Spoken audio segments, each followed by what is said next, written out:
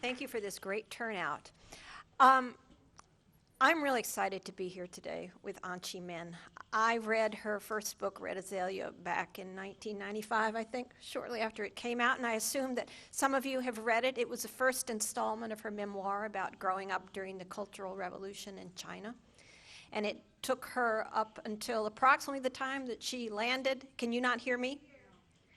Can somebody regulate this microphone for us, please? Is there, okay, how about this? Can you hear me now? Okay, excellent.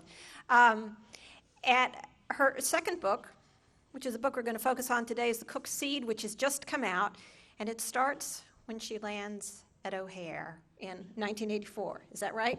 Yes.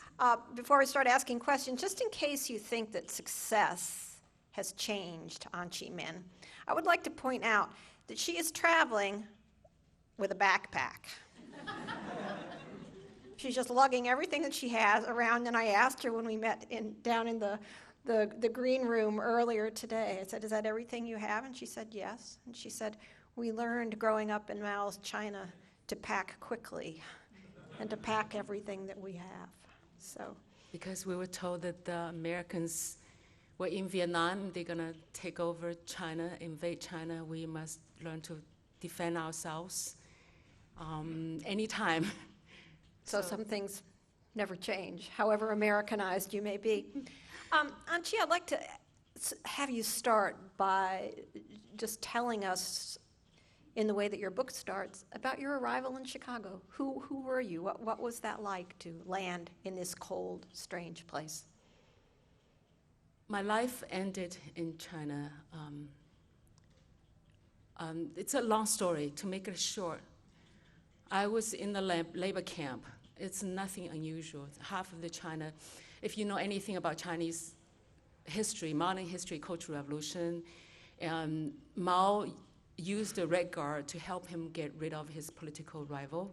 Once it gets done, the youth was getting unsettled in the city, and Mao needs to get rid of them. And so he says, the university, the best one, is in the countryside, and you go and study from peasants. So half of the China's youth was sent there, ordered there, and I was one of them.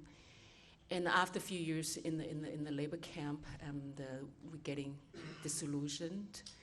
And my labor camp was in the East China Sea, and 10 labor camps there, about 100,000 youth aged from 17 to 25. And that makes the book on Red Azalea, how we were contained basically by one slogan called, "To kill a hen to shock the monkeys." That's how we were kept in the lot. And to speed up the Red Azalea, now come to this point, was in late 1975, early 1976. We did not know Mao was dying, and Madame Mao was preparing herself to take over China, to be the next ruler of China. And she needs to make a sort of like a campaign movie to pave the way. And she needs this face, a proletarian face, that her ideal woman to be on the screen. And she looked everywhere, sent talent scouts, and I was picked from the cotton fields and shipped with tractor and the trucks back to Shanghai Film Studio to be screen tested. I personally had no say in it. It was because I was like everybody else in China, a bot on the communist machine. It's just because I had the right face that Madame Mao needed. Disappointed, isn't it? And you don't like hearing the term that you were recruited Correct. to do Correct. these films. What's your objection to the word recruited, which is in your book, right? I had no talent in acting, and I found it, after I landed at Shanghai Film Studio, I saw all these beautiful women of my own age, and some of them knows how to act, and they were eliminated because somebody who knows acting had some cultural background in the family. So that's considered politically not reliable. And Madame Mao was looking for a piece of white paper. So I was taught how to perform in front of the camera, a proletarian style. Can you give us a little rendition? Can you? Well, for example, he says, teach me how to drink water correctly. And he said, Miss Carmen Ming, drink water. So I was given a cup, and so you start drinking water, ready, set, action, and I start to drink. And the instructor says, stop, here, your little pinky, and that's Miss Bourgeoisie. The correct way to drink water is grab the mug, gobble it down in one breath, and wipe my mouth with both of my sleeves. Like what I did. No lipstick. Yeah. But anyway, I was picked, and then I just remember in front of I couldn't perform. There was no way. All I could think was I did not want to go back to labor camp because I had a back injury.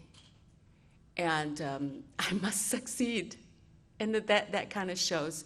And then later on, the footage was sent to Madame Mao, and her office said that it was awful, and we were called to Beijing to watch Madame Mao's favorite movies and to learn technique and to not to be poisoned by its contents. And we have to have a study section, and we went through all that.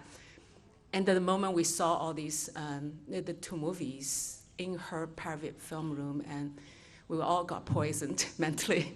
One was Jane Eyre. And you see it matches, because Madame Mao saw herself as Jane Eyre, because Mao was 20 years older, and Mr. Rochester's got a mad woman in the back, and Mao's got a second wife was a mad woman, so everything matches. And the second movie was Sound of Music, because Madame Mao has to take care of Mao's kids. And of course, these are the same stories that influenced American girls of this age too. That's what's so amazing. Yeah, so you see, so later on become my book on becoming Madame Mao. You know, she was a evil, was responsible for murdering so many Chinese people. But in the meantime, her fantasy. But anyway, September 9th, 1976, Mao died. October 8th, Madame Mao was overthrown, and 2 months later, I was denounced. In the next 8 years, I was punished for guilty by association. And by the time I felt I had no way out, I was, put it that way, if I had remained in China, I would have been dead today. So at what point did you determine that you wanted to come to the United States, a nation that you had grown up learning to hate and fear? I was coughing blood, and I got shadows on my lungs, shadows on my liver, and passed out, and I was ordered to work in Tibet, and I felt like I was going, my life was ending. It was then my old friend, actress Joan Chen, when she was in China, she was told not to be my friend, and then she went to America. So we were best friends, and she was going up, becoming a superstar of China. I was going down the sewage. And then after she arrived in America, I was playing a movie called The Last Emperor, made by Bertolucci, and she felt safe enough to contact me. And so she wrote a letter, and I learned her life in America, and I was kind of surprised that she was not treated as a princess as she would in China. And she says, I work like every Chinese student, and And in America, you have to work for your tuition. So a light bulb went off, and I said, could I be one of those students? And I don't speak English, but I would be willing to work hard. I'm from a labor camp. And she's applied everywhere in the United States, helped me, but nobody would accept me. And then she says, do you, thank you. Can you have any talent? And I said, I grew up painting Mao murals, propaganda mural. So at that time, lucky enough that Shanghai had a exhibition called French Impressionism. And I went there and I thought, if I couldn't copy Michelangelo, I can copy Vincent van Gogh. So I just come back and painted, and my mother said that she saw death and the madness in my paintings. So with this painting, I applied the School of the Art into Chicago, and they thought I had a potential. And then... And you basically lied about your English, right? Or misrepresented. Well, I couldn't fill up the application form. And first, my name, and I didn't have an English name.